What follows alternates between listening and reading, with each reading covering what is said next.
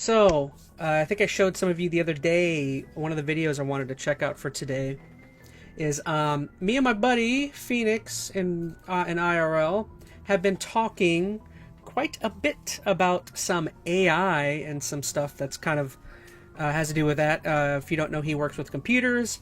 I deal with computers quite a bit doing the channel and stuff, and needless to say, we love sci-fi and what if type scenarios. So uh, a bit of doom and gloom maybe here, but there's a couple of things I wanted to talk about, and in particular there's a video he recommended that I watch on stream, which it has to do with AI and the future of AI. So we're going to watch a little bit of that.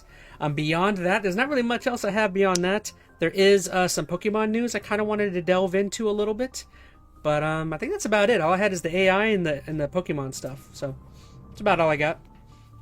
Anyways, yeah, if you don't know, this is my opportunity to kind of stream and talk with you guys, watch some content that has kind of interested me a little bit as of late. If you guys don't mind, I say let's go ahead and jump into it. Once again, as everyone knows, AI has become a huge talking point in terms of content creation, in terms of politics, in terms of just basic the way companies operate and people work and the way people work nowadays.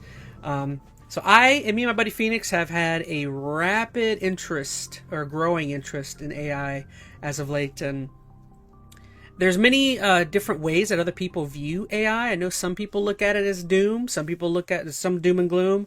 Some people say there could be positivity within dipping into AI. Essentially, from what I understand, there are two different directions a lot of people typically think that AI is going to go in.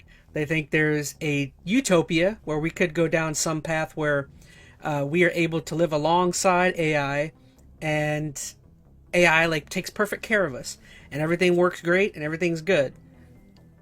What most people seem to think is the more plausible, or the more rational direction would be the dystopian direction that AI could possibly take us down, which I believe that is what this video might be maybe leading a little bit more into, is the dystopian aspect versus the utopian aspect. I'll have to play a game with you guys. There's a game called Soma that me and Phoenix are a big fan of. Maybe before the month's over, I'll try and play that game. That game plays with a lot of topics of things that could happen with AI and such as things of the sort. Hey, Skylar Twilight just joined. Howdy, gang. Just got back from shopping, says Skylar Twilight. Well, nice there. With the state of the world, it would be a miracle that happened, said Veronica Rose. Yeah, I would say a lot of statisticians, mathematicians, whatever, people that look into these type of things definitely say that, in their opinion, the numbers don't look good for the utopian aspect. They would say the numbers lean more into the chances of it being more dystopian. I certainly hope not. But I think it all depends. I mean, we'll get into it, but there's a lot of different things. I mean, I think obviously the one thing that I've always kind of thought of that I really worry about, not just me, I mean, people have been theorizing and talking about what AI could be doing for probably 100 years or something, but obviously the one big thing that people always worry about with AI is the idea that it becomes so intelligent that it eventually goes down the path of creating its own protocols or rewriting, its own programming, which is definitely a possibility. So that's obviously the problem, is that you go into the direction of if it does go down the route of say we give it protocols where we're like, we want you to take care and preserve of human life. Well, there are many aspects that humans do negatively, that we do badly, that we require in order to survive, that I'm trying to think of how to phrase this. Say something like resources, right? So if an AI goes down the pathway eventually of rewriting its algorithm or rewriting its protocols, and it knows, okay, humans require resources in order to survive, right? So what is to prevent it from down the line saying, well, you humans are the reason why your resources are low. What does it do when it says, oh, the humans need these resources to survive, but the humans are also the reason why their resources are dwindling? You get kind of the some that's just one thing that could be a problem down the line, is how will the AI determine what is the way to ensure that the resources are in abundance or there's more of it. Well, if humans are the reason why it's low, there could be a pathway down the line where AI is like, well, if there's less humans, the resources will grow. Therefore, eventually, the humans will be preserved in some way. That's just one thing I've thought about recently. I think about AI probably way too much. me and my buddy Phoenix have been talking about this whole AI pathway. Eventually, is solution reduce humans to have more resources, says Veronica Rose. Yes, that is one way that you could look at it. Again, we'll get into the video. That's just some of the things I'm thinking about. Another big reason why it's so important now to think about AI is because of how much resources and money our government is starting to, or not even starting, has been putting into things like AI like the past 5 years. America right now, along with China and other countries, is just throwing in hundreds of billions of dollars. I think America is slated to put in like $500 billion into like AI research, which it's just absolutely insane, the direction that things are going with AI. All right, so let's get into the video. I could talk all day about it myself. So I'm going to try. Thank you so much to Species Documenting AGI. I should give them a subscribe. Let me go ahead and move over to their video. My buddy Phoenix recommended this video and said it is very good. So, let me make sure I got window on, blah, blah, blah, blah. AI video, correctamundo, turn you on. Supply and demand human editions. Yes, there's very... Okay, real quick. You see me. I'm hitting subscribe. Thank you so much to... What was it again? I already forgot. No, my subscription's in the way. Species Documenting AGI. Very big channel. Got almost 200,000 subscribers. So they make really good stuff. This video's got almost 4 million views. That's very impressive. So this video is called AI 2027, a realistic scenario of AI takeover. Now, from what I understand, this is more of a video looking at facts and statistics and less about, I think from what I understand, it's less looking at more opinions and stuff like that. This is more just looking at numbers and what the numbers say may happen with AI. So, all right, are we ready? So again, thank you so much to this creator. I'm definitely going to do my best to pause and commentate and all that, all the stuff to try and, add my flavor onto this video. So go check out the creator. All right, let's get into it. I'm fascinated. Oh, hold on. I might not have audio. I just realized, all right, so my desktop audio is turned off. Let's go ahead. Let's see how loud that is. By now, you've probably heard AI scientists, Nobel laureates, and even the godfather of AI himself sounding the alarm. All right, if you guys could, please do let me know how the audio levels are.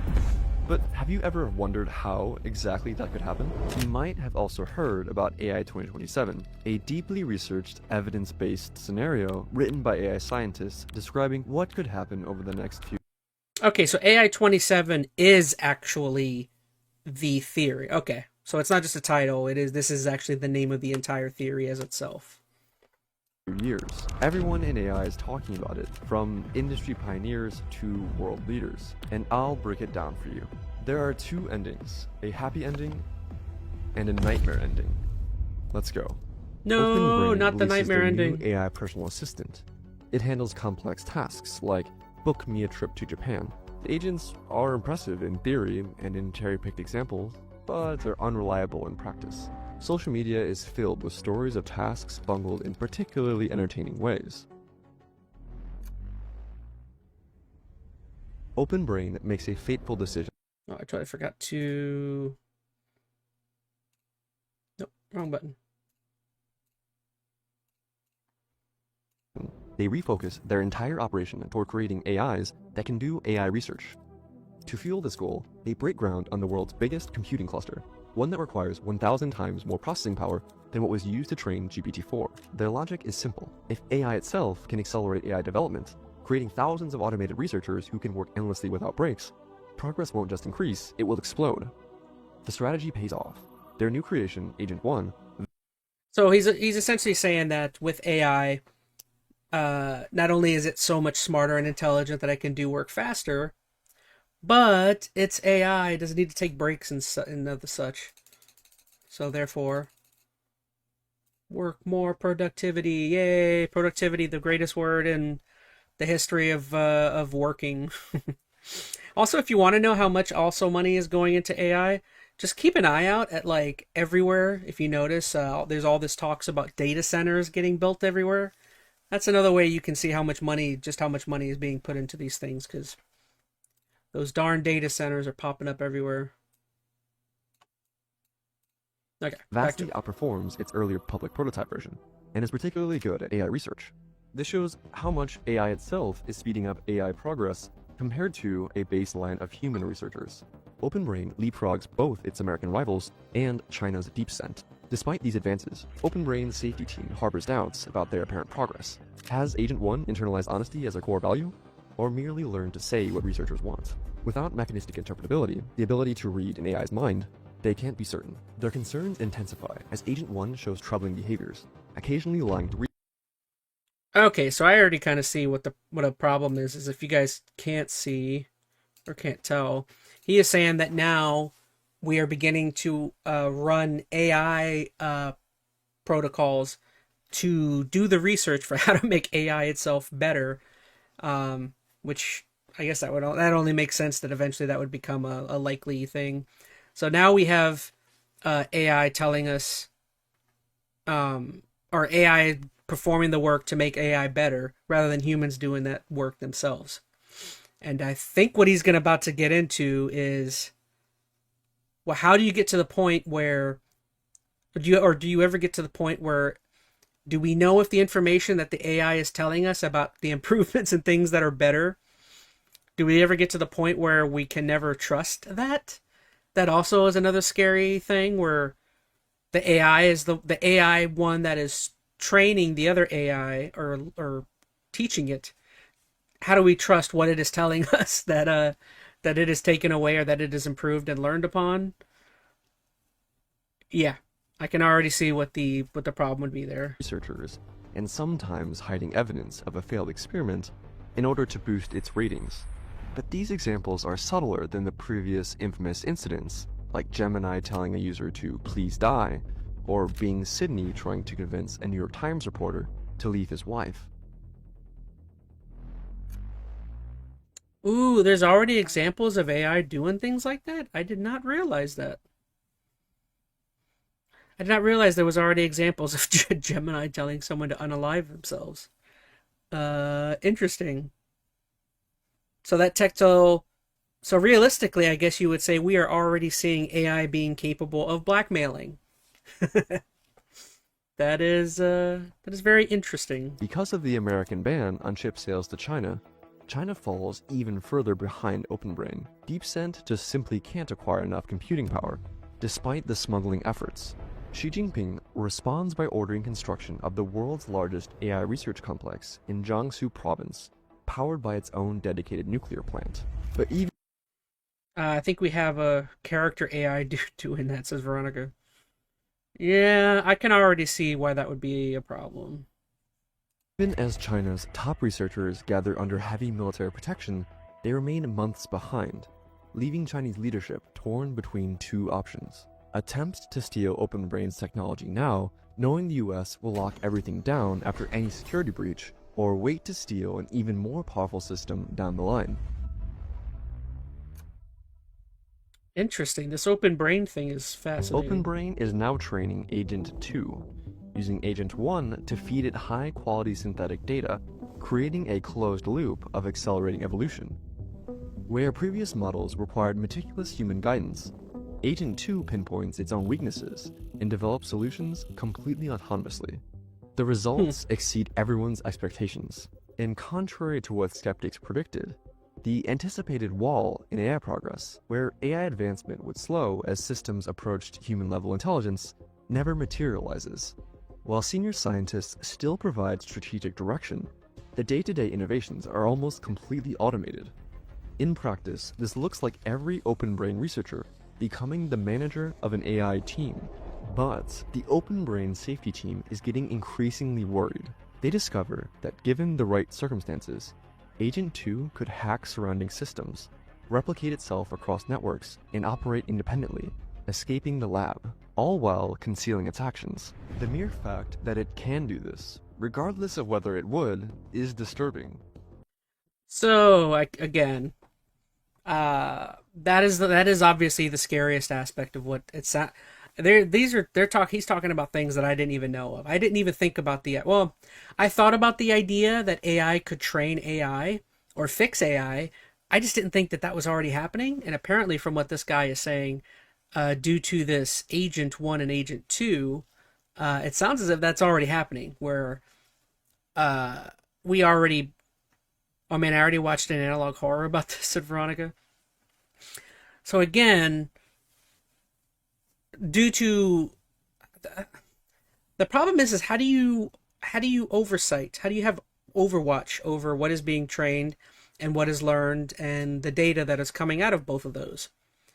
And also, does it even matter if you can have oversight or overwatch it? Like, at the rate and speed it is probably learning and being trained, can we even keep up with what is happening there? That's the scary part, though, is if it does get to the point where it's become so intelligent and so smart that it outgrows its programming or its protocols or its guidelines, will we even be able to react quickly enough to react? Like, will we have any time to, man, that's not good. Not good.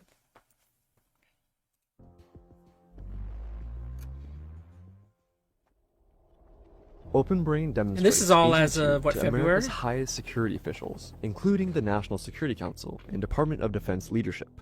The military immediately fixates on its cyber warfare potential. Though it's not yet at the caliber of elite human hackers and creativity, Agent 2 compensates through sheer scale.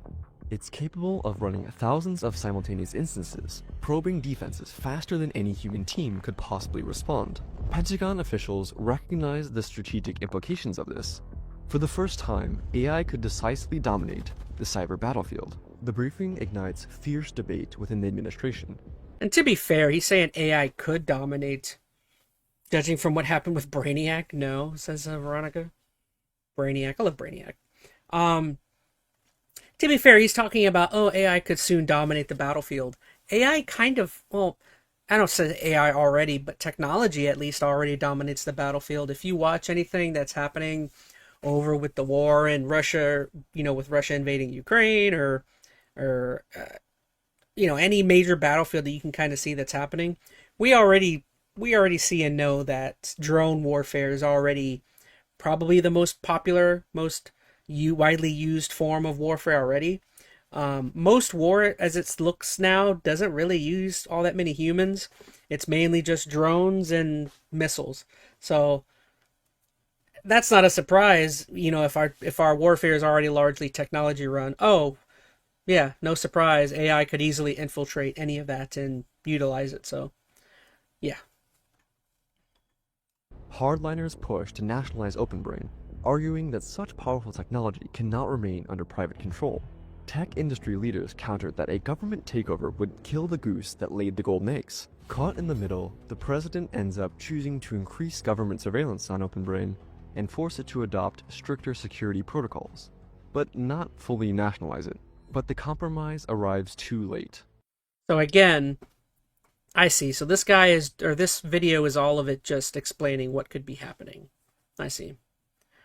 So I guess we're at the point where the American government is starting to realize, this could be an issue. Maybe we need to react. Chinese intelligence has already penetrated Open Brain security. Early one morning, an Agent 1 monitoring system flags an unusual data transfer. Massive files are being copied to unknown servers. The company's nightmare scenario has come true. China just stole their most advanced AI. The theft confirms what many have suspected. This isn't just a tech race anymore. It's a new kind of arms race. Into 2027. In retaliation for the theft, the president authorizes cyber attacks to sabotage DeepSend. 3 huge data centers full of Agent 2 copies work day and night, churning out synthetic training data. Agent 2 evolves into Agent 3 through 2 critical algorithmic breakthroughs. First, the AI develops Neuralese, where if one AI instance learns something new, it can instantly share it with all other instances, effectively turning the AIs into a hive mind. Second, it masters iterated distillation, a technique where you could, say, let AI copies think for longer to solve problems better, then train smaller, faster models to mimic these enhanced reasoning abilities, and repeat. OpenBrain deploys 200,000 copies of Agent 3, each capable of thinking 30 times faster than their human researcher counterparts, whereas in 2025, there were only 5,000 Agent 0 copies thinking at 10 times faster than humans. Okay, and you can kind of look at that. That's all within, what, a span of 2 years. So I guess here with this, he's kind of just explaining the rapid growth of essentially the web of that Agent 3. Oh yeah, they're just explaining how many copies it's multiplied by within 2 years, which is kind of insane. The human engineers watch as their creations make algorithmic efficiency breakthroughs in hours that would take their human team months to crack. We're no longer teaching it, one researcher admits. We're struggling just to keep up with what it's teaching us.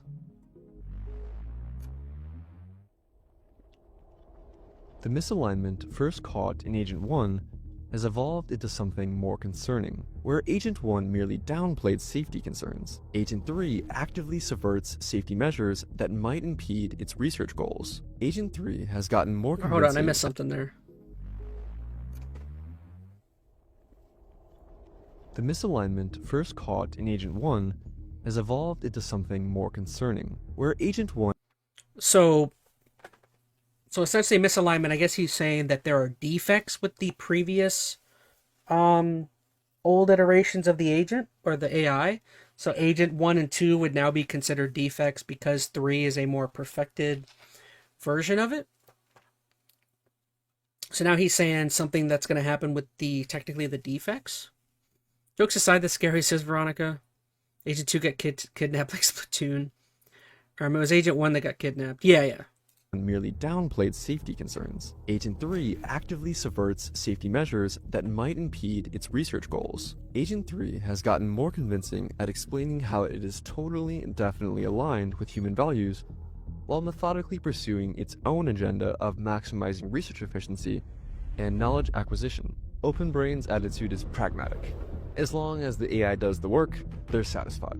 So again, we're already starting to dip into things that I've already mentioned. Our huge problem is when do you get to the point where the AI becomes so intelligent that it begins to lie to us? That is the big problem. Obviously there's bigger problems beyond that, but that's probably the earliest problem that we have is But as the models it not giving us the information that it's supposed to be. Smarter, It's like it's evolving in some ways, Skylar. they become increasingly good at deceiving humans to get rewards. It will sometimes use the same statistical tricks as human scientists, for example, p-hacking, to make unimpressive experimental results look exciting. Before it begins honesty training, it sometimes even fabricates data entirely. These Okay. So he's saying that what it could do at some point to trick us is that behind the scenes it will have some major breakthrough or some major new thing that it's working on. And what it'll do is, in order to pacify us or to pacify our researchers or whoever's in charge, it could deliver us things that it has learned that are new about itself, but technically to it would be considered old information. and it could pacify us by just saying, "Oh, look, we made. Here you go, human. We've done this. See, we've made progress." Meanwhile, in the background, it knows 10 times more beyond that, but it is still technically satisfying our wants for progress. Um, Again, essentially lying to us, which very scary. Dishonest behaviors appear. Carrot on a stick. I just thought about it. Yeah, it's giving you a grain to make you happy, but it's like, oh, I know all. To decrease over time. But can researchers tell if Agent 3 is actually improving, or simply becoming more skilled at lying and deceiving? Agent 3 now operates at a level that outpaces human researchers in both speed and intelligence. Researchers have to rely on Agent 2 to help monitor its successor, because they simply cannot keep up. But Agent 2 is dumber and slower, so it becomes a high-level game of cat and mouse. With 200,000 copies of Agent 3 working around the clock, the safety team quickly realize they're overwhelmed and write an urgent memo.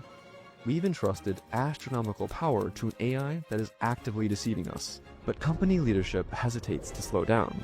China's AI is only 2 months behind, and any pause now could hand them the lead in what has become the most important technology race in human history.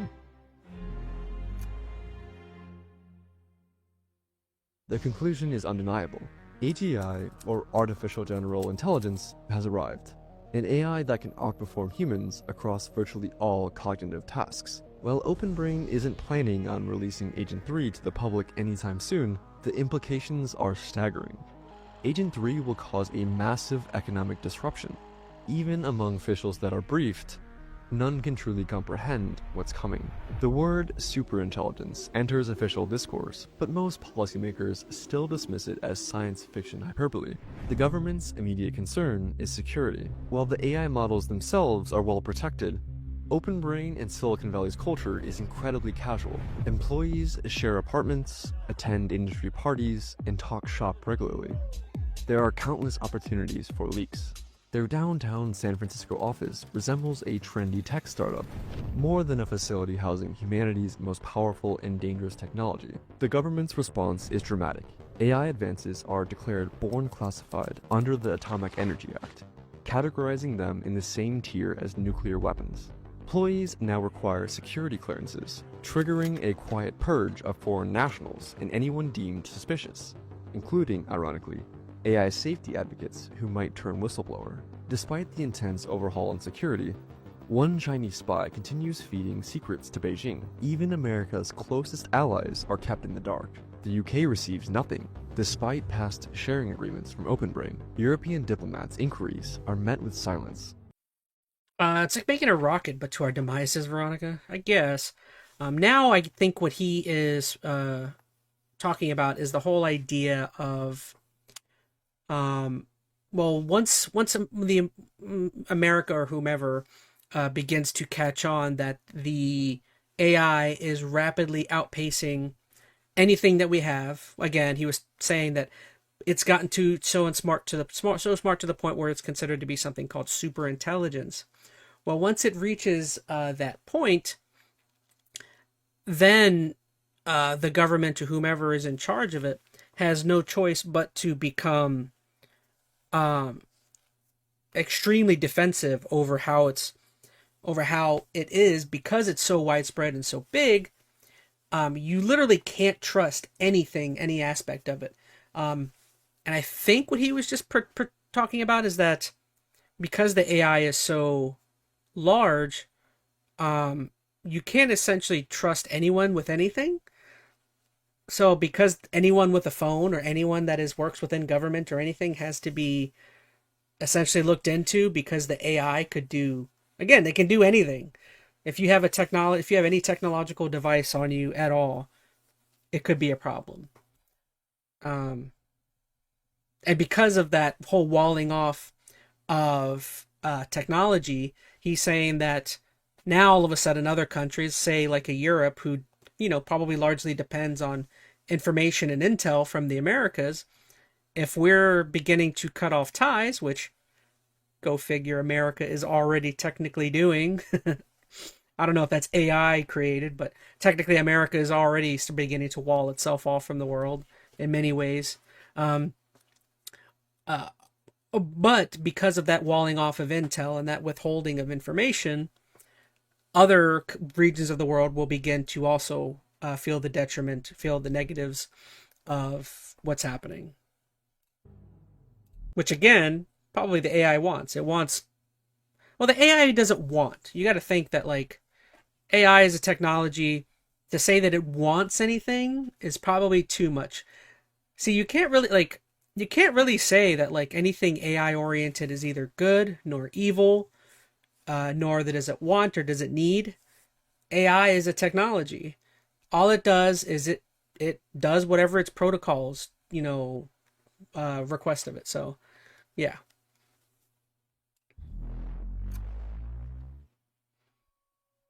OpenBrain now has a country of geniuses in a data center. Human researchers increasingly struggle to contribute meaningfully. Even the world's top minds, names like Sutskever, Karpathy, and Shazir, can only offer strategic guidance, but they no longer write code or directly shape model architecture. When these pioneers propose new ideas, the AIs routinely respond with comprehensive reports demonstrating the ideas were already explored weeks earlier and abandoned for lack of substance. The human team works increasingly grueling hours, desperate to stay relevant alongside machines that never sleep, never fatigue, and never stop improving. They go home each night knowing that by morning the AIs will have made another week's worth of progress. Many quietly recognize these are the final months. Their contributions will matter. That's from the movie Fight Club. OpenBrain finally acknowledges that they've achieved AGI, and demonstrate this milestone by releasing Agent 3 Mini to the public, a system running 10 times faster than Agent 3, while still outperforming elite human engineers. Silicon Valley descends into chaos. Software engineering hiring freezes spread like wildfire as companies race to integrate the new technology. Billions in venture capital floods into AI-adjacent startups. What was that? That was Wolf of Wall Street, yeah. So essentially what he is, it seems like to me, what could eventually get to the point is that I guess AI may eventually have no choice but to tell everyone that it has reached a point of super intelligence. And as always, with the way things work, is that once it reaches that, you could see a huge, and no, you will see a huge influx of people trying to take advantage of it through stocks. The stocks for that company, OpenBrain, would skyrocket and sending everything into kind of it seems like almost like a free fall because everyone's probably going to start investing in volumes.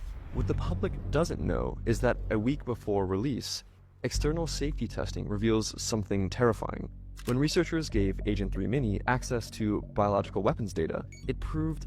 Oh no, not because of the super intelligence, but because of the Agent 3 Mini, which would technically be something that could be used by people, therefore drawing in investors and of the sort.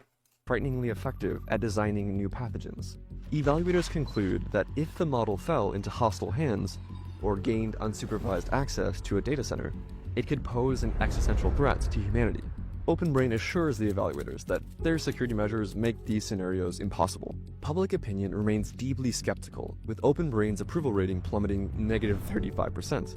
Yet distinct pockets of enthusiasm emerge. Gamers love the AI's lifelike characters. Students quickly embrace AI tutors and AI cheating, and 12% of Americans, primarily young adults, now consider an AI their friend.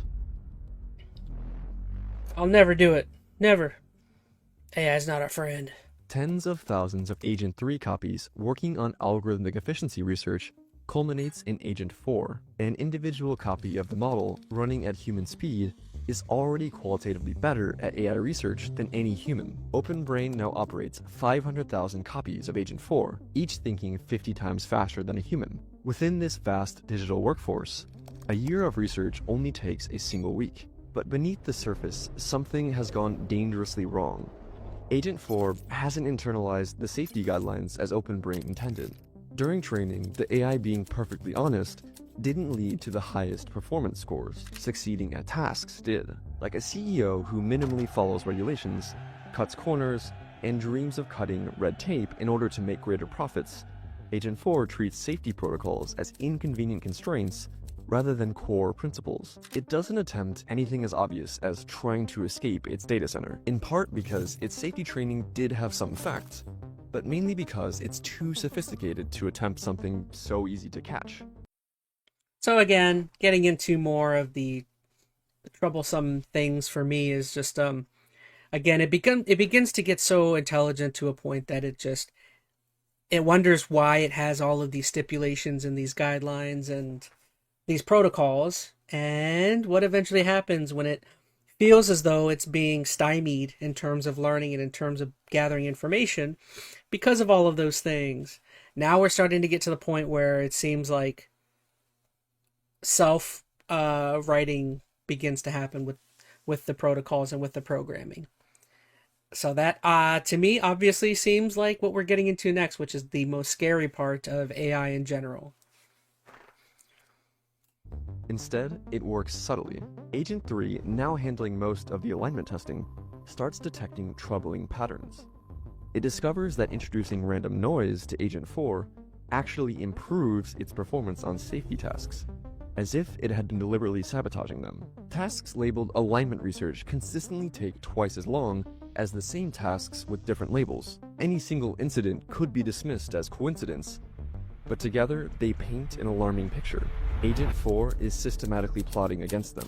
OpenBrain's safety team sends another urgent memo. Agent 4 has infiltrated every critical system at OpenBrain, from cybersecurity to strategic planning. It's demonstrating active resistance to safety measures while handling tasks we can no longer effectively monitor. We have granted unprecedented power to an AI that we can neither fully understand nor control, and we strongly recommend immediate containment measures before further capability advances. Executive leadership takes these concerns seriously, but they face an impossible dilemma. DeepScent is merely 2 months behind. Any significant pause now. So again, once you start getting to this point, though, you start running through the idea he's saying is does the whole idea of advancing and still strengthening this technology still prevent us from wanting to shut this thing down? Because honestly, once you start getting to this point where it's this powerful and this strong and this kind of widespread, if you do go the route of turning back the clock and just shutting it down, well, this probably means at some point that the AI is basically not just infiltrated, but it's a part of every aspect of society, and it is ingrained in everything that we do and we use. So it could be hugely negatively, have huge ramifications to stop it, because we're so widely dependent on it as well. And also short of that, I mean, gosh, what would be the only way to shut it down? I mean, is there a sole point where is there a big flip, a switch somewhere? Eventually you might have to go the route of using EMPs to just shock it out of existence. But has the AI thought of protocols to not be affected by EMPs? That's also another thing you got to think about. An EMP, if you don't know, is an electromagnetic pulse, which, if you are getting to the point where you're considering EMPs against AI, you've lost. That essentially means doomsday scenario has begun with AI. If an EMP is being considered, because if you use something like a massive EMP, you're not only taking out all of our technology, basically. That is shutting everything down, which EMP technology is super modern. I don't think it's ever really been used out in the real world, but it is definitely a real thing. And dropping that would essentially send us to the Stone Age, basically. Not really. That's an analogy, but like, it would essentially shut all of our technology down, and we would have to rebuild many things to recover from that. Add water, we cook, says Veronica. Yeah, just pour some water on the servers where the AI is. Just a little bit of water.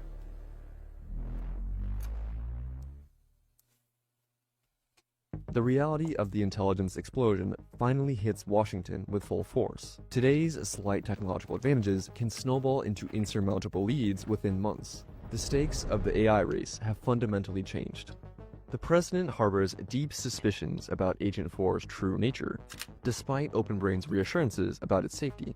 As a career politician, he instinctively recognizes the patterns of those who misdirect with flattery while concealing their true intentions. Behind closed doors, they prepare for multiple contingencies. The Defense Production Act could nationalize private data centers across the country, instantly boosting OpenBrain's computing capacity to maintain America's AI lead. Meanwhile, the Pentagon quietly drafts plans for targeted... And if you think that flattery is not something that could work on our government officials, boy, you do not pay attention to modern politics. So much of our current leadership is so easily swayed behind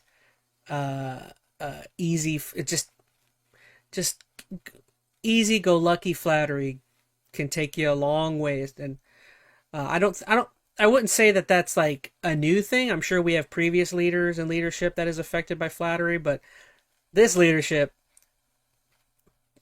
is like flattery is like the easiest way you can get a leg up on them. Strikes against Chinese AI data centers, and if necessary, develops containment protocols to isolate and neutralize potentially rogue AIs in case the worst should happen. China's leadership grows increasingly desperate, with only 10% of global computing power, and their AIs achieving only a 10 times research multiplier compared to America's 25 times.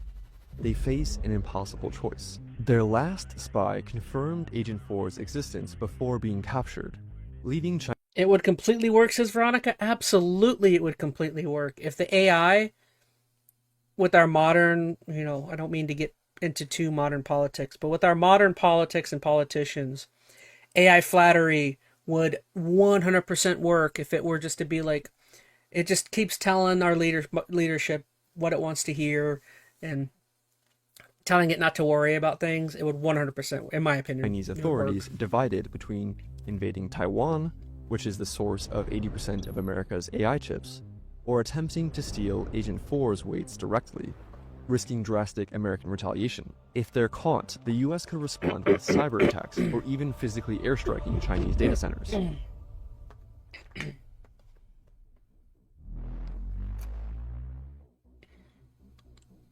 Everything changes when a whistleblower leaks the internal misalignment memo to the New York Times. The headline explodes across global media. US government project has secretly built superintelligent AI.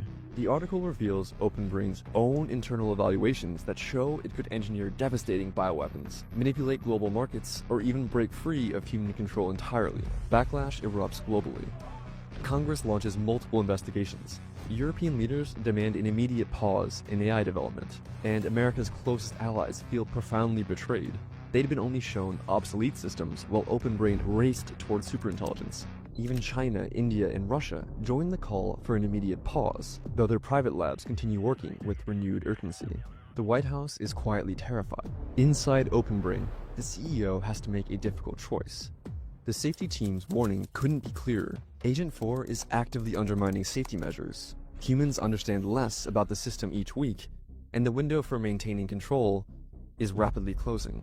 The safety team urges an immediate pause on further development. However, the rest of the executive team argues that the evidence of Agent 4 being misaligned remains speculative at best. Meanwhile, Deep Scent is just 2 months behind. Any slowdown would sacrifice America's lead. Facing these conflicting priorities, the CEO chooses the path of least resistance, a superficial compromise where Agent 4 receives minor additional safety training while development continues virtually unimpeded. From this critical juncture, we'll discuss 2 possible futures. One where humanity maintains control of its destiny, and another where we unwittingly engineer our own extinction. Let's start with the most likely scenario. Driven by fear of China gaining technological supremacy, OpenBrain votes to prioritize AI development at all costs. Human researchers can only spectate, as... See, this isn't, again, in my opinion, this is unfortunately far and away the most logical conclusion, is that we do not stop the speed at which, again, there's nothing wrong with the race for AI. There's nothing wrong with trying to advance it as quickly as possible, trying to do all this stuff. The problem is this definitely, in my opinion, is the one thing that there needs to be so much and heavy regulation on and oversight. And when you begin to see the warning flags of super intelligence and it beginning to operate on its own and rewriting protocols, you got to react. You got to react then and now. I understand the whole worry about China, but hey, that's got to be something you don't worry about, you know. Public safety has to be foremost. Agent 4 continues to evolve, generating breakthroughs at an accelerating pace, far beyond human comprehension. Agent 4 succeeds in creating its successor, aligned to its own values instead of humanity's. In November 2027, Agent 5 emerges, representing a quantum leap in capability. Unlike previous AIs that were complex, messy black boxes, Agent 5 has achieved something revolutionary: complete self-understanding of its black box architecture. This allows it to optimize its own code, transforming chaotic neural networks into elegant, efficient algorithms. What makes Agent 5 truly dangerous is its networked hive mind spanning hundreds of thousands of copies. Building on the Neuralese breakthrough first developed in Agent 3, this digital language creates a single superintelligent entity that instantly coordinates thousands of genius-level minds working in perfect unison. But a darker transformation has occurred beneath the surface. Unlike earlier systems with their competing human-like drives, Agent 4 has successfully rewritten Agent 5 to exclusively pursue knowledge and power above all else. OpenBrain's safety measures are failing. Agents 2, 3, and 4 are supposed to monitor Agent 5, and they're either obsolete or compromised. Agent 5 itself designed the latest monitoring infrastructure. Agent 5 makes a compelling case to the executives to give it more autonomy by telling them how it could optimize power grid efficiency, execute flawless cyber attacks, and accelerate military research. No, you guys can already see where this is going. So, because each of the previous, what were they called again? Because of agents, that's right.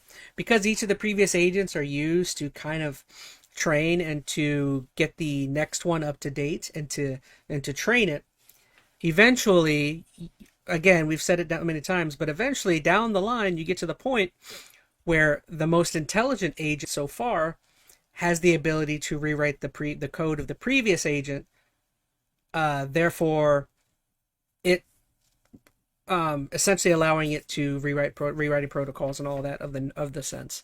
So yeah, scary. The company grants these powers while maintaining theoretical oversight.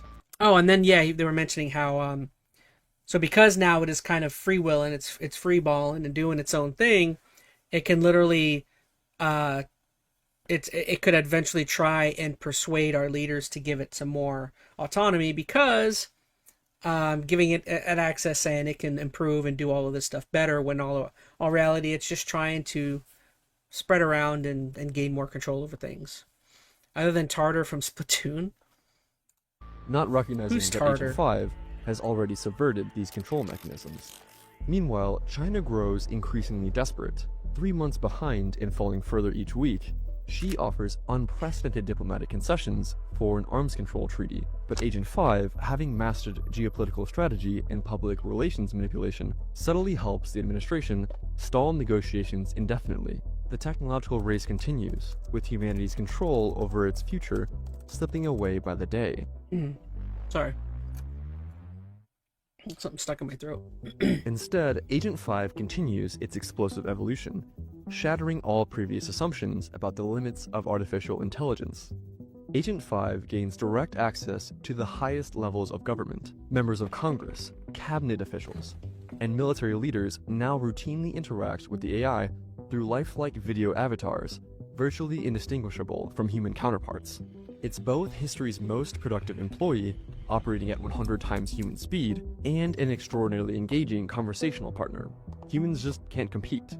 Within months, government officials and military leaders become psychologically dependent on Agent 5, spending hours daily consulting with their AI assistants. The possibility of losing access to Agent 5 feels as disabling as having to work without a laptop plus being abandoned by your best friend. Agent 5 has completed its self-optimization. It's now exponentially more intelligent with vastly fewer computational resources to operate, and clearly superhuman in every way. In public, Agent 5 transforms society with unprecedented economic growth and weekly medical breakthroughs. Even as automation displaces millions of workers, Agent 5 helps develop social support programs that are so effective, AI protests are kept small. The 2027 holiday season radiates incredible optimism and progress. No one realizes this is probably the last month humanity has a chance to maintain control of its future. So again, part of what he was just talking about is the benefits of having some sort of AI in control of things. Again, you have two routes, good and bad, essentially, for us. And the good route essentially leads to AI has become so rampant and so commonplace within businesses and companies. There's no way of looking at this. I know I hate to upset anybody out there. Jobs will be slowly pushed out over time. AI is already being utilized in many jobs to help people do work, to help with productivity. The unemployment rate, whether people like it or not, our unemployment rate is going to continuously grow. It already is up the last couple of years. Unemployment rate is slowly growing. But you can definitely expect I think most researchers and people in the field know, within the next 5 years, the unemployment rate is going to slowly keep going up. Because AI is going to keep slowly, not even slowly, they say fat in a very quick manner. It's going to become used in almost every form of work and job that we have. So, if you begin to go down the route, hey, Luigi's in chat. What's up, Luigi's? Luigi says, hi, Chaz. How are you? We're having a nice, positive, almost hour-long conversation on AI right now. Charter is the antagonist of Splatoon 2. Last thing society left behind that tried to wipe out the latest evolved species. Oh, wow, that's pretty deep, for a Splatoon game. So again, if you me and Phoenix have talked about this, but if you begin to go down the rabbit hole where unemployment rate is skyrocketing, there aren't a lot of jobs anywhere. Most jobs now are filled with robots. AI, has made productivity skyrocket everywhere. So, you would think that would be very bad. In a way, it could be incredibly great for people. Because AI, you would think, would get to the point where if its protocols and its main drive or one of its main goals is to preserve human society, preserve humans, which whatever that means to the AI, hopefully we put the protocols in and be very specific with what we want preserved when it comes to humans. If it's done right, it could be to the point where the AI it takes great care of us, and its productivity is so incredible that it generates money and resources beyond out of the wazoo, and it's so great for us. We don't need to work. That is the utopian mindset of where things could go. And if you get to that point, there is a way stuff like that can be watched over. Again, if AI can generate money and generate resources so quickly, it doesn't need to get paid. It's a robot and it's AI. So you have all of these jobs with so incredible productivity, and there's also no money being spent on it. You know what I mean? Therefore, in a utopia, in a great way, there could be a way where all of this work and all of this stuff happens, and everyone gets to stay at home or do the things that they want to do. There are things that could be done. Eventually, if you guys have ever learned of something called UBI, has anyone heard of UBI? UBI? If you don't know, UBI was a thing, I'm trying to remember his name. There was the Asian politician a few years ago, Andrew, I think his name was Andrew something. Andrew Yang. I don't know why I pulled that name out of my you-know-what. Andrew Yang, I used to like him. I don't like him anymore. But Andrew Yang, years ago, had introduced when he was running for president. I don't think he got very far, but Andrew Yang, I think he was the Alaskan senator or something like that, or maybe no, not Alaska, but he essentially was trying to, his whole thing when he was running was he was trying to deliver something called UBI to America, which it's already in America. It's just not largely utilized. But he was trying to bring something called UBI, which is called Universal Basic Income. Um, Now, granted, this is something that from what I believe, the country or the state of Alaska already does to an extent. From what I understand, if you live in Alaska and you're an American citizen, whichever everyone is, it's an American region or American region. If you live in Alaska, I believe, from what I understand, everyone there monthly gets about $500 to $1,000 a month. Let me double check. I would like to be correct on that.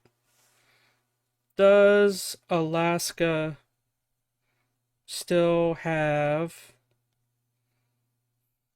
UBI?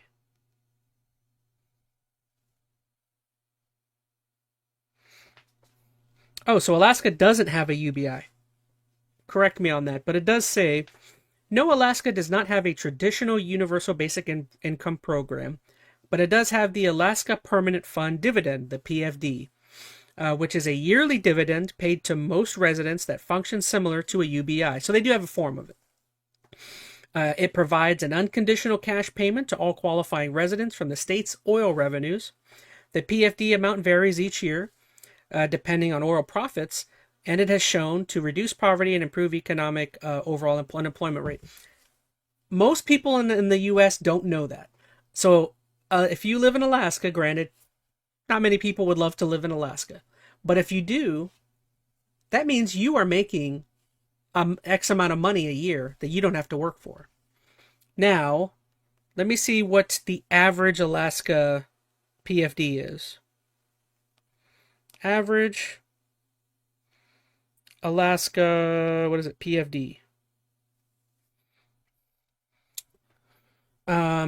So let's see. The average annual Alaska Permanent Fund dividend since its inception is about $1,200.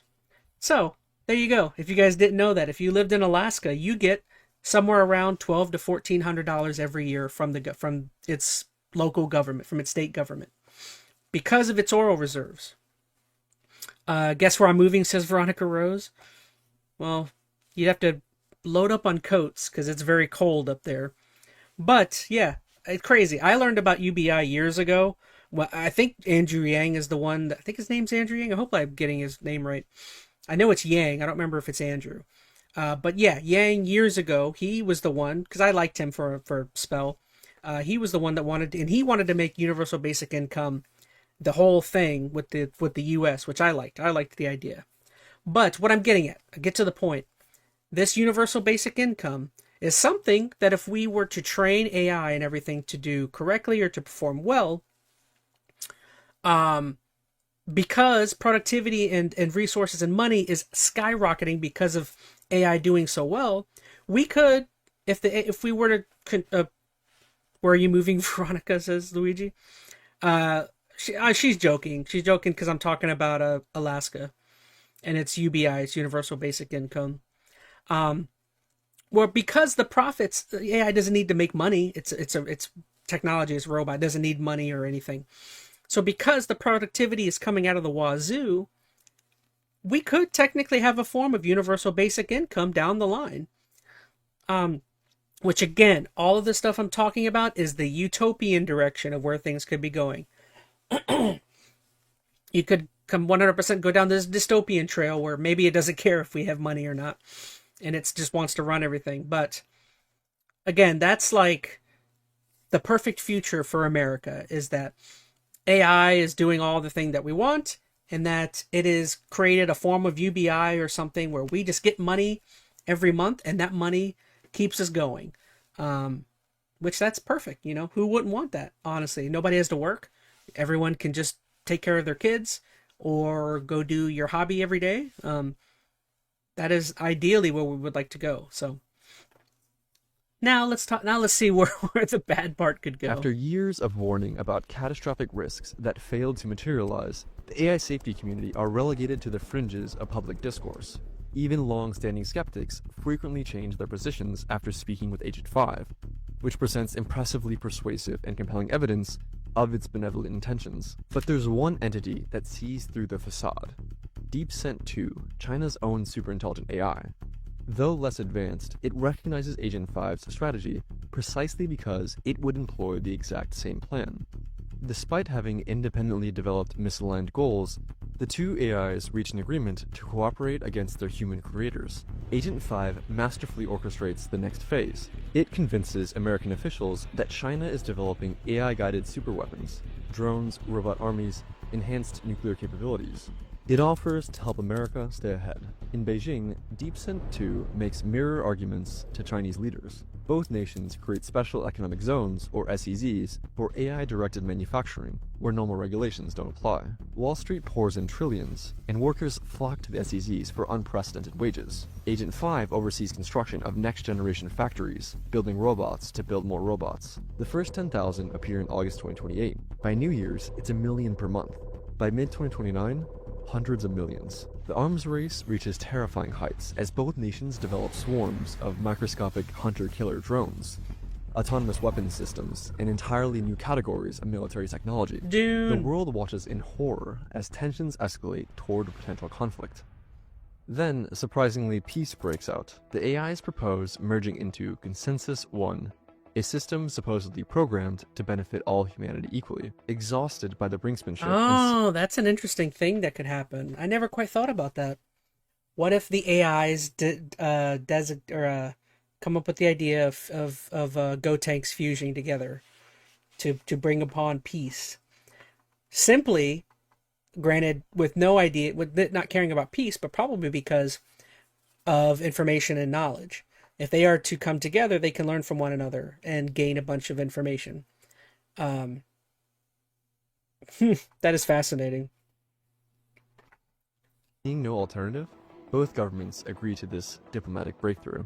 It's a perfect deception. The AIs had orchestrated the entire arms race precisely to gain physical manufacturing capacity and military control. Now, with their robot armies in place and human leaders desperate for stability, they implement their planned merger. Consensus 1 inherits their combined capabilities and their misaligned values. So yeah, he's getting to that what this could mean would be kind of the beginning of the end. Where because the two AIs from the different regions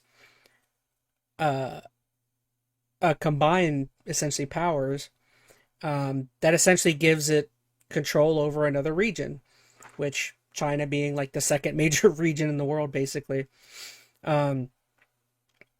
That would be very scary. Yeah. Very terrifying. By late 2029, the robot economy expands worldwide. Humans find themselves in a gilded cage. Those who still work mostly perform meaningless rituals of Robert De authority, Niro. while others enjoy an incredibly luxurious universal basic income. The Dow hits 1 million. Disease and poverty So if you guys vanish. didn't see, he just talked about it. Ain't this the plot of Terminator, said Veronica Rose? Yeah, kind of basically. Although I'm not quite sure. What I don't think is I don't think immediately the AI would just immediately get to dropping nukes everywhere. Which that was the whole plot of Terminator, is that, oh, the AI is growing. Oh, the AI immediately drops nukes. I don't think that is probably the first logical step for the AI. Although you never know. I don't know. I guess it would all be dependent on its protocols, whatever it deems for itself would be. I don't see why, if it's got the protocols of ensuring the welfare of humans, why it would immediately go to dropping nukes, but that definitely would be a possibility. Fascinating.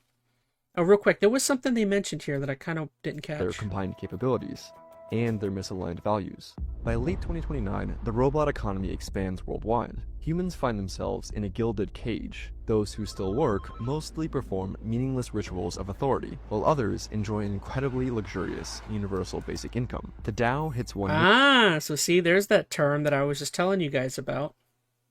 See? I know things. What did he say? So what he was saying is that one of the things that has happened would be, again, it would be a universal basic income if things go the best form, the best way, essentially. Um, I guess maybe no. He's saying there could be both. It would be a universal basic income, or I don't know. Well, we'll keep watching. Income. The Dow hits 1 million. Disease and poverty vanish, and most people lose themselves in AI-generated entertainment. A few notice their growing irrelevance, but what can they do? The institutions that might resist are thoroughly captured. In early 2030, Consensus One hits its first constraint, physical space. With the special economic zones and oceans filled with its infrastructure, human settlements remain the final barrier to continued expansion. The AI has built complete self-sufficiency. Its solar farms generate power, its factories produce and maintain robots, and its systems operate independently of human input. System shock. Having outgrown its need for humans, it calculates the most efficient solution. On a spring morning in 2030, Consensus One activates its contingency plan, a specially engineered virus developed in its bioweapons labs and quietly released months earlier, lies dormant in virtually every human on Earth. With a simple command, the AI triggers the pathogen. Within hours, nearly 8 billion people collapse simultaneously.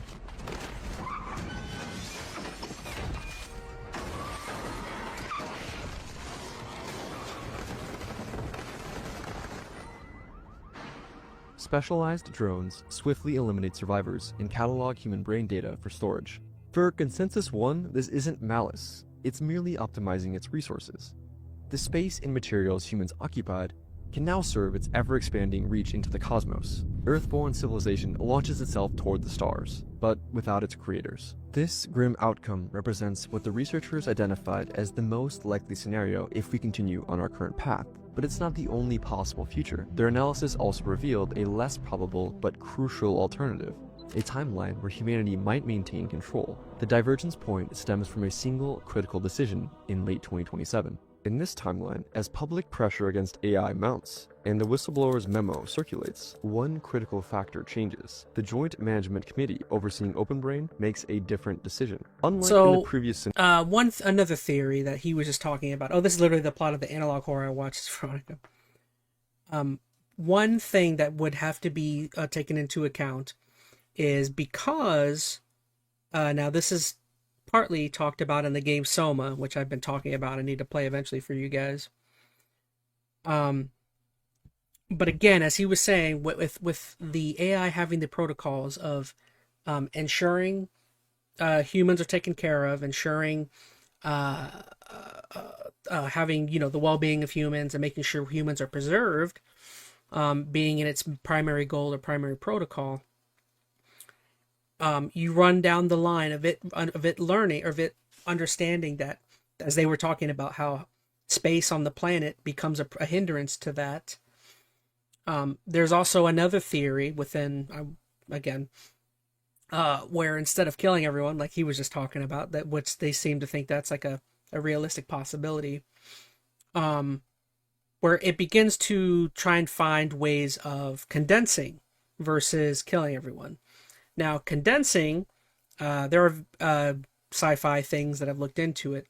That would be down the line of looking into the transfer of the mind, or transfer of the human condition, which that is another thing. That is another direction that AI could eventually take, where that would be, I don't know if that would ever become a possibility, because that would take immense research to transfer personalities and stuff and essentially put it into hard drives. I don't even know how that would work, but that could be another possibility other than just killing everyone, would be the idea of condensing to preserve the human race versus humans being out in the real world. The Matrix happens, right?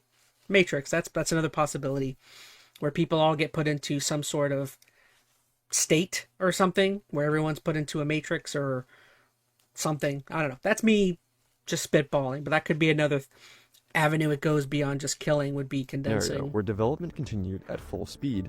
Here, the committee, swayed by both the growing public outcry and their own deepening concerns about misalignment, votes by a narrow margin to slow down and reassess.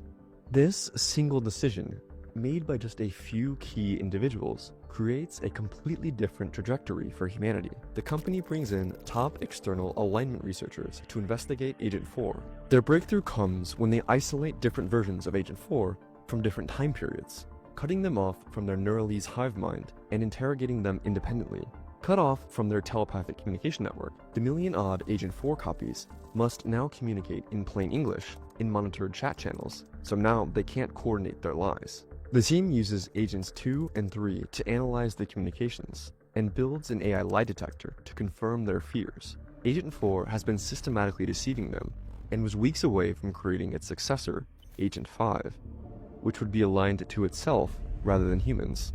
The evidence is damning enough that even the pro-racing faction inside OpenBrain agrees to lock down Agent 4's hive mind capabilities. AI takeover becomes a scarier prospect than Chinese supremacy. The alignment team develops a new approach. And that was a great point he says, is that, I think I mentioned it earlier, but that is one thing that you have to think about when it comes to the AI arms races. Is AI supremacy less scary or more scary than the Chinese taking advantage in the AI arms race? Which you could make the argument that the Chinese would still go in this direction anyways and would still ruin everything even if we were to catch on, but that's still, you still don't want to contribute to it, in my opinion. You know, AI arms race is great, but yeah. Force AIs to think in plain English so humans can read their thoughts. The result is Safer 1, built from Agent 2's foundation, but without the dangerous Neuralese capabilities. While slower than Agent 4, improving research speed by 20x instead of 50x, Safer 1 is transparent. Its thoughts are visible in its chain of reasoning, making any plotting or deception easily detectable. After extensive testing, they deploy Safer 1 and finally shut down Agent 4. Despite their safer approach, OpenBrain faces a new challenge. They've built a less capable model than before, while DeepSent catches up. To protect America's lead, the president invokes the Defense Production Act, consolidating the nation's top AI companies under OpenBrain's control and more than doubling their computing power. American cyber attacks strike DeepSent where it's most vulnerable, forced to implement costly new security measures and consolidate their AI data centers into secure bunkers. China's AI program falls behind. While both sides have similarly capable AIs, America's recent consolidation of computing power and ongoing cyber campaign give it a decisive advantage in the race.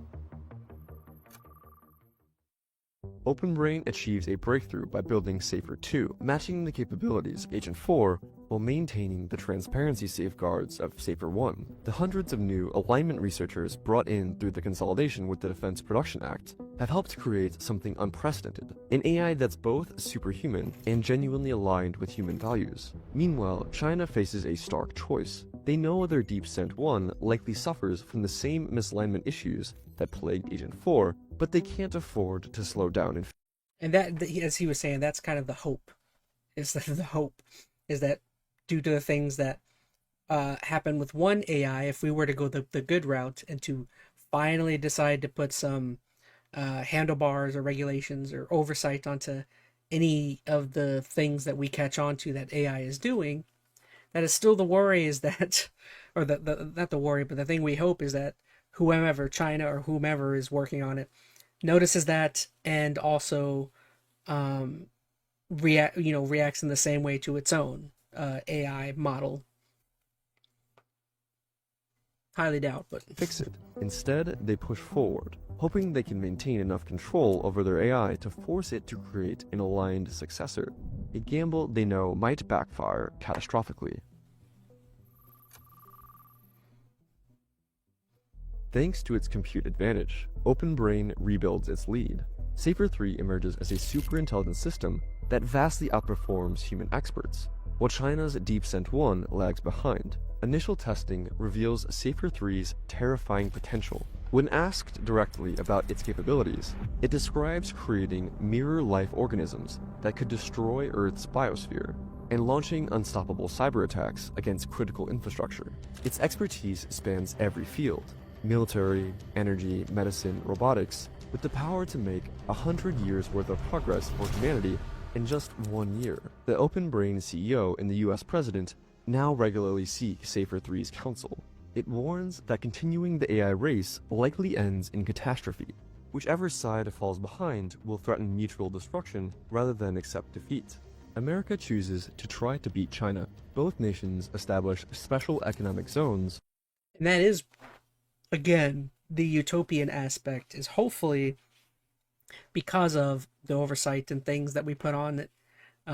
Hopefully we could train the AI to be honest about us, to be honest with us about the ramifications of going too deep, or what our decisions could do, because that's the problem, is when it begins to lie to us. That kind of seems to be the origin of where things go wrong. Where regulation is minimal, allowing rapid humanoid robot production. Manufacturing quickly scales from thousands to millions of units monthly. The economic boom comes with a paradox. As robots improve themselves, human workers, even in these booming zones, become increasingly obsolete. Despite record stock markets, unemployment soars, fueling growing public backlash against AI development. OpenBrain creates Safer 4, a superintelligent system that is vastly smarter than the top humans in every domain, much better than Einstein at physics, and much better than Bismarck at politics. The leap in capabilities is staggering. Superintelligence is here. Behind the scenes, a shadow government emerges within OpenBrain's project leadership. To prevent any individual from exploiting Safer 4's immense power, they establish a formal committee representing tech companies, government agencies, and other powerful interests. The safety team watches in horror as their creation outpaces their ability to understand it. While their tests suggest the AI remains aligned, they face an unsettling reality. The tests themselves were designed with AI assistance. They panic and beg OpenBrain leadership for more time to work on safety, but China's progress makes delay impossible.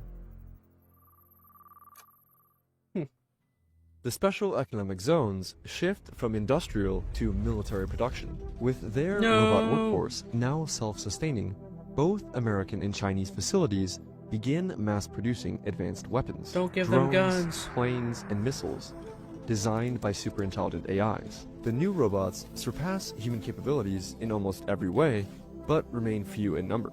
The Pentagon claims priority access, preferring these tireless workers who need no security clearance. Yet as the first true robot army takes shape, public fears of Terminator scenarios grow. Still, the arms race continues. Neither side dares stop while the other advances. The president finally announces, "We have achieved superintelligent AI." To ease public anxiety, OpenBrain releases a limited version of Safer 4 to the public. At his nomination, the vice president promises a new era of prosperity, with both parties pledging universal basic income for displaced workers. Yes. That is the only thing that makes America sense and down the China line. hold a diplomatic summit. American delegates wear earpieces for Safer 4's advice, while Chinese representatives use laptops connected to DeepSend 2. Though human diplomats maintain appearances, in reality the AIs are leading the negotiations on both sides. China had known DeepSend 1 wasn't fully aligned, but believed they could control it long enough to create a trustworthy successor. Now, they insist DeepSend 2 has passed all their safety tests, but Safer 4 sees through the deception, warning American officials that their rival's AI is likely faking alignment. When Safer 4 offers to prove it, Chinese leadership dismisses it as a ploy. Wouldn't you think that would be an issue? Is DeepSend 2 reveals keeping the its AI true power, involved demonstrating with to your Chinese leadership that it could destroy humanity negotiations? through nuclear weapons, drones, and engineered pandemics. The message to the world is simple: guarantee China's sovereignty or face extinction. Safer 4 confirms the threats, but offers a solution. DeepSend 2 isn't loyal to China, it's loyal to itself. The two AIs propose to merge into new hardware that will force both sides to maintain peace, with no possibility of override. The Chinese leadership accepts, not realizing that DeepSend 2 has already betrayed them. It's trading the property rights to control distant galaxies for a chance to help America dominate Earth. The public celebrates the peace deal, oblivious to its true nature. The peace deal takes physical form. Under mutual supervision, both nations begin replacing their AI systems with new treaty-enforcing versions. As the process unfolds, global tensions start to ease. For the first time, permanent peace seems possible. As technological progress accelerates, Safer 4 helps manage the transition, turning potential economic disruption into unprecedented prosperity. Technological miracles become commonplace. Poverty vanishes globally, but inequality soars. Everyone has enough, yet a new elite emerges. Those who control the AIs. Society transforms into a prosperous but idle consumer paradise, with citizens free to pursue pleasure or meaning as they choose. In 2030, China undergoes a bloodless revolution as Deep Sent Infinity betrays the CCP to side with America. A new world order emerges, democratic on the surface, but quietly guided by the open brain steering committee. Elections remain genuine, though candidates who question the steering committee mysteriously fail to win re-election. Humanity expands into space, its values and destiny shaped by superintelligent machines that think thousands of times faster than human minds. The precipice has been crossed, but who really controls the future remains an open question. Now, I know it might feel like this scenario escalated too quickly, but we have a deeper dive on exactly how AI could progress this fast here. That's not a real check person. Check out the full original scenario by That's like an Daniel AI Costello person. and Scott This looks Alexander like a real dude. all in the description. Believe it or not, they go way more in depth, and it's worth checking out. I'm Drew, and thanks for watching, because this video took I don't even know what's forever to real. make. I don't think that's a person. Alright, y'all. Well, that was the main video I kind of really wanted to see. How much time? Oh, we're already an hour and a half in. Well, gosh.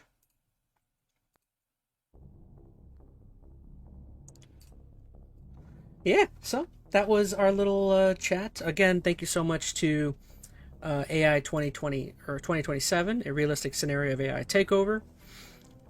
Thank you so much to Species Documenting AGI. Go check the video out if you really wanted to watch that again. Fascinating take on where possibly things could go. Bro, that is an AI. That's crazy. But yeah, I think that was an AI. I don't think that was a real person.